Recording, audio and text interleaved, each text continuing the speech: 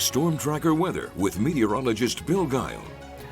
Good evening, everyone. We had quite an eventful afternoon with some thunderstorm activity rolling through the area. But first off, we're going to take a look at what's going on down in the tropics because we've got a major hurricane Category 4 Beryl working its way towards the Windward Islands. This is kind of the earliest on record that a major hurricane Category 4 storm has formed. So it's got maximum winds of 130 miles per hour.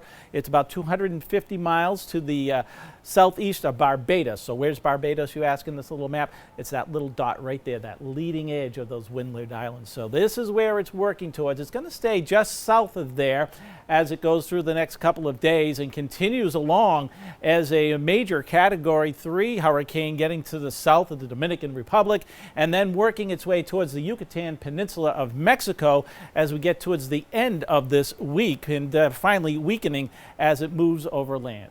But closer to home, here are the storms that we were dealing with this afternoon. You can see these reds and yellows that were showing up and the lightning strikes that were embedded within and how fast they came racing across the region and basically now are exiting off to the Cape and the islands. Now there is another line that's trying to form back to the west, but it looks like all the energy that it could have potentially built on has been stolen by this first round. So I really don't expect a whole lot to be happening through the evening hours from that second wave that comes on through. But rain totals from this first one, about 2¼ inches of rainfall across the central portion of the state. The further north you went, you got out of the heavier bands and it was around an inch up in Burrillville, and then down towards the area around Newport, it was about a ½ inch or so. Still, we did have many reports that came in around an inch to an inch and a half.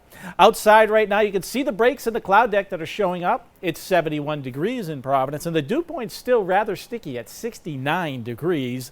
And much of the area has been rain-cooled now, with readings everywhere pretty much in the low 70s at this hour. There's much cooler air back through the Great Lakes region.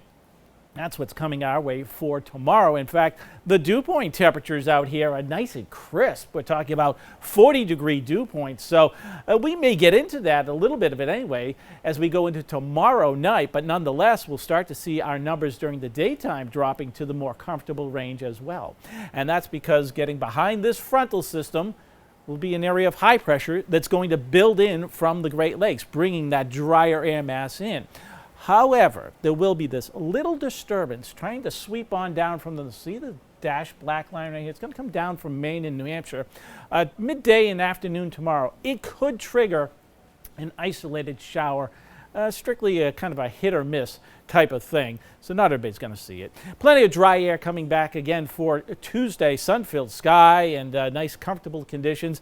Stays that way for most part on Wednesday, although as we go into Wednesday afternoon, some of the mugginess will start to creep back in our direction. There's another warm front coming our way, and you'll notice the humidity back in here as we go on into the 4th of July. So here's a close-up view of the next 48 hours, if you will. Again, a few showers or perhaps even a rumble of thunder coming through around 8, 9, 10 o'clock, and that's really the last of it. And then we start the cool down process, getting to more comfortable air, working its way in later tonight with clearing skies. So we'll start off tomorrow morning in the 60s. Look for clouds to mix in and develop during the afternoon. Some of those dark-based clouds forming, and we could get that shower popping up, but it's a cooler day temperature-wise where we'll be in the mid, even some upper 70s around the region. But any showers that do form will be quickly gone later in the afternoon.